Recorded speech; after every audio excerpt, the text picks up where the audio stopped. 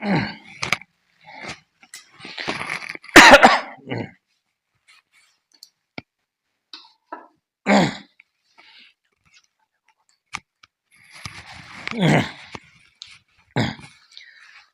बच्चों, मैं महबूब आलम। बच्चों इस क्वेश्चन को देखिए, 60/2 का फिर कोष्टक के अंदर 5+1। इस क्वेश्चन को कैसे सोल्व किया जाएगा? बहुत ही शानदार और मजेदार ये क्वेश्चन है बच्चों। लेकिन अक्सर बच्चे इस क्वेश्चन को गलत सोल्व करते हैं। वो क्या करते हैं, सबसे पहले 60 के अंदर 2 का भाग देते हैं। वो कहते हैं कि पहले भाग है तो भाग वाली संख्या को सोल्व किया जाएगा। और कुछ बच्चे क्या करते हैं, वो कहते हैं कोष्टक है तो कोष्टक के अंदर वाली संख्या को पहले सोल्व किया जाएगा। वो 5+1 इसको जोड़ करके और कोष्टक को खोल देते हैं, फिर वो भाग वाली संख्या को सोल्व करते हैं। तो बच्चों इस प्रकार के क्वेश्चन को सोल्व करने के लिए हमें बोर्डमास का जो नियम है उसको फॉलो करना पड़ेगा। क्यों? क्योंकि हमारा ये जो क्वेश्चन है ये बोर्डमास का क्वेश्चन है। इसको सोल्व करने के लिए हमें बोर्डमास का जो रूल्स है उसको फॉलो करना ही पड़ेगा। यदि हम बोर्डमास के नियम को फॉलो नहीं करेंगे तो ये हमारा जो क्वेश्चन है ये 100% गलत हो जाएगा। अब बोर्डमास का नियम क्या है? देखो मैं आपको बताता हूं बोर्डमास क्या है। कुछ भी नहीं है, देखो ये है हमारा बोर्डमास। बोर्डमास ये है बोर्डमास। अब बी का मतलब क्या होता है? बी का मतलब होता है ब्रैकेट। और जो ब्रैकेट होते हैं वो कितने प्रकार के होते हैं? वो 4 प्रकार के होते हैं। ओ का मतलब होता है ऑफ, और हम इसे हिंदी में कहते हैं का, और इसका मतलब होता है मल्टीप्लाई। डी का मतलब होता है डिवीजन यानी कि भाग। एम का मतलब होता है मल्टीप्लाई यानी कि गुणा। ए का मतलब होता है एडिशन यानी कि जोड़। एस का मतलब सब्ट्रैक्शन यानी कि घटाव।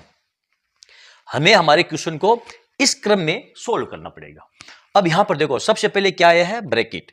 और ब्रैकेट मैंने आपको बताया 4 प्रकार के होते हैं। ये जो आपको लाइन दिखाई दे रही है रेखा, इसे हम कहते हैं रेखा ब्रैकेट। सबसे पहले इसी को सोल्व किया जाता है, उसके बाद में छोटा ब्रैकेट, फिर मजला, फिर बड़ा ब्रैकेट। इस क्रम में ब्रैकेट को सोल्व किया जाता है। उसके बाद में नंबर आता है ओ का मतलब ऑफ। और जहां कहीं पर भी आप का या ऑफ देखो उसका मतलब होता है मल्टीप्लाई यानी कि गुणा। यदि आपको ऑफ नजर आए तो इस ब्रैकेट के बाद में सबसे पहले आपको इस ऑफ को ही सोल्व करना पड़ेगा। ठीक, उसके बाद में आपको डिवीजन को सोल्व करना पड़ेगा, फिर मल्टीप्लाई, फिर एडिशन, फिर सब्ट्रैक्शन। यानी हमें क्वेश्चन को इस क्रम में सोल्व करना पड़ेगा। यदि हम क्वेश्चन को इस क्रम में सोल्व नहीं करेंगे तो हमारा जो आंसर आएगा वो बिल्कुल ही गलत आंसर आएगा। अब यह हमारा जो क्वेश्चन हमको दिया है इसको हम बोर्डमास के नियम से कैसे सोल्व करेंगे? सबसे पहले हम क्या करेंगे, यहां पर देखो हमको दिया है 60/2 का, फिर कोष्टक के अंदर हमको दिया है 5+1। सबसे पहले ये जो कोष्टक वाली संख्या है इसको हम सोल्व करेंगे। किसको करेंगे? कोष्टक के अंदर वाली संख्या को। क्योंकि यहां पर देखो बोर्डमास का जो हमको नियम दिया है सबसे पहले ब्रैकेट वाली संख्या सोल्व की जाती है। तो यहां पर हम करेंगे ब्रैकेट वाली संख्या को सोल्व। तो 60 को तो हम ऐसे ही उतार देंगे, 60 फिर भाग 2, और का मतलब होता है मल्टीप्लाई, यहां पर हम लिख देंगे ये मल्टीप्लाई। कोष्टक के अंदर क्या है? 5+1। 5+1 कितना होता है? ये 6। ओके, हो गए यहां तक। अब यहां पर बच्चे फिर गलती करते हैं।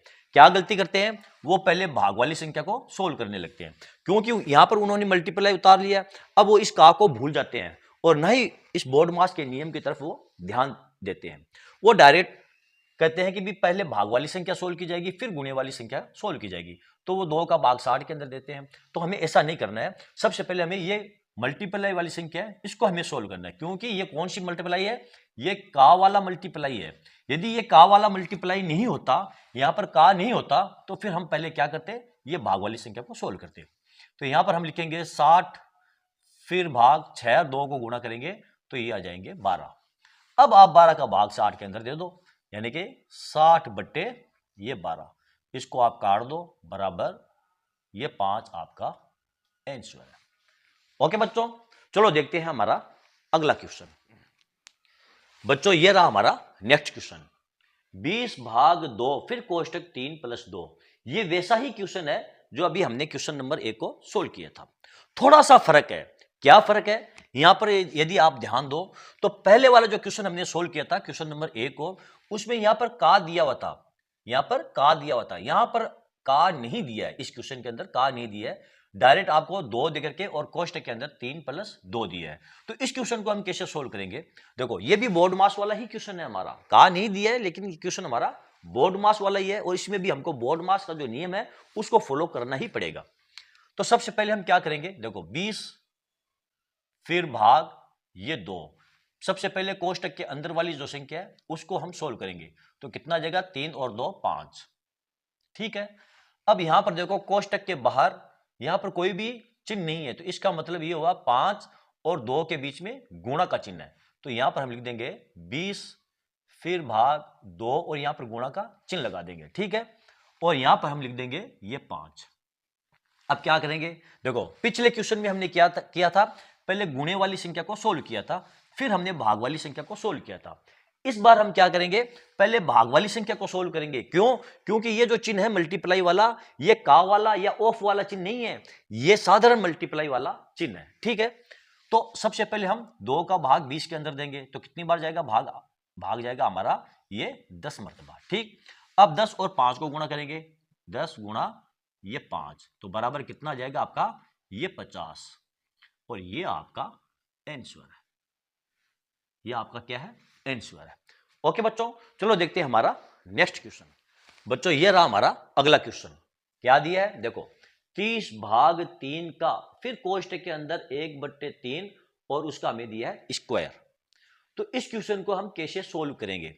यहां पर देखो हमको भाग दिया है, का दिया है, कोष्टक दिया है और हमको क्या दिया है? स्क्वायर भी दिया है। तो इस क्वेश्चन को सोल्व करने के लिए हमें बोर्ड मास का नियम को तो फॉलो करना ही पड़ेगा, लेकिन सबसे पहले हम ये जो स्क्वायर वाली संख्या है इसको ही हम सोल्व करेंगे, यानी कोष्टक वाली संख्या को। तो क्या करेंगे? देखो ये हो जाएगा हमारा 30 और भाग, इसका कोई काम नहीं है तो लगा देंगे, फिर 3, इसका भी अभी कोई काम नहीं है तो 3 यहां उतार देंगे। का मतलब मैंने आपको क्या बताया? मल्टीप्लाई। यहां पर हम लगा देंगे ये मल्टीप्लाई। ठीक है। फिर यहां पर देखो एक का स्क्वायर कितना होता है? 1, यहां लिख देंगे 1। और 3 का स्क्वायर कितना होता है? 9, यहां लिख देंगे 9। फिर देखो ये 30 फिर भाग ये 3 और गुणा 1/9, 1/9। अब क्या करेंगे? अब देखो पहले भाग वाली संख्या को सोल्व नहीं करेंगे, पहले हम मल्टीप्लाई वाली संख्या इसको सोल्व करेंगे। क्यों?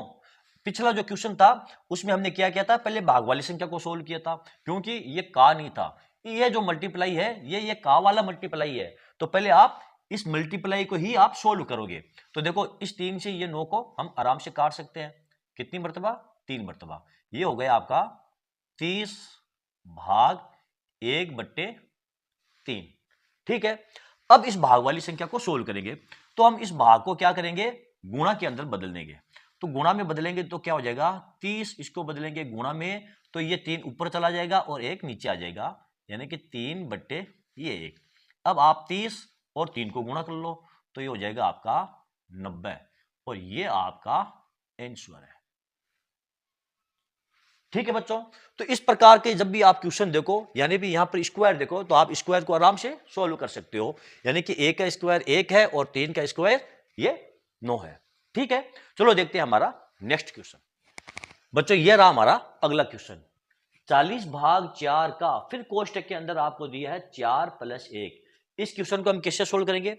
बच्चों इस क्वेश्चन को भी हम बोर्ड मास के नियम से ही सोल्व करेंगे, क्योंकि ये क्वेश्चन भी हमारा बोर्ड मास वाला ही क्वेश्चन है। तो बच्चों ये क्वेश्चन आप सोल्व कीजिए, ये आपके लिए होमवर्क है, इसे आप सोल्व कीजिए और आपका जो भी आंसर आए उसे कमेंट करके जरूर बताएं। ओके बच्चों, तो चलो बच्चों आज का ये वीडियो आपको कैसा लगा? यदि आपको मेरा ये वीडियो अच्छा लगा है तो आप इसे लाइक और शेयर जरूर कीजिए, ताकि दूसरे स्टूडेंट्स को भी इसका पूरा फायदा मिल सके। और हां बच्चों, यदि अभी तक आपने मेरे चैनल को सब्सक्राइब नहीं किया है तो फिर आप मेरे चैनल को सब्सक्राइब कीजिए और नीचे जो घंटी वाला बटन दिखाई दे रहा है उसको दबाना ना भूलें। तो चलो बच्चों मिलते हैं अगले वीडियो में अगले टॉपिक के साथ, तब तक के लिए धन्यवाद।